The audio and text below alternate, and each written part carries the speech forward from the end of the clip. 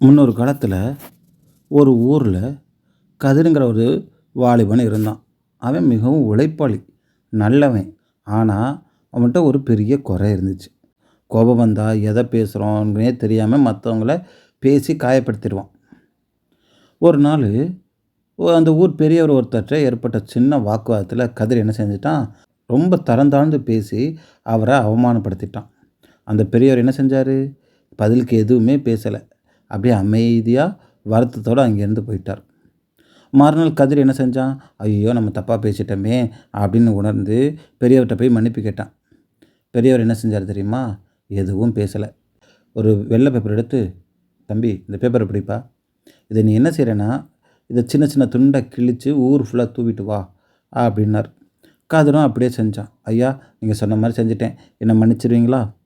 மன்னிப்பு இருக்கட்டும் தம்பி, இப்போ நீ போய் நீ வீசின பேப்பர்லாம் எடுத்துகிட்டு வா, எல்லாத்தையும் எடுத்துகிட்டு வா, ஒரு பேப்பர் மிஸ் ஆகக்கூடாது அப்படின்னு சொன்னோடனே கதிர் அதிர்ச்சி அடைஞ்சிட்டான்.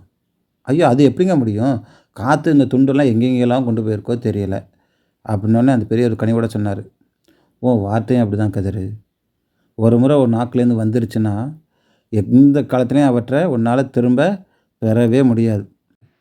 நீ என்ன தான் மன்னிப்பு கேட்டாலும் நீ திட்டுனதுனால ஏற்பட்டுள்ள அந்த காயம் இருக்குது பார்த்தியா, மனது காயம், சரி செய்ய முடியாது, அவர் மனசில் அப்படியே இருக்கும். அதனால் நீ பேசுகிறதுக்கு முன்னைக்க நிதானமாக சிந்தித்து அமைதியாக பேசணும், சரியா?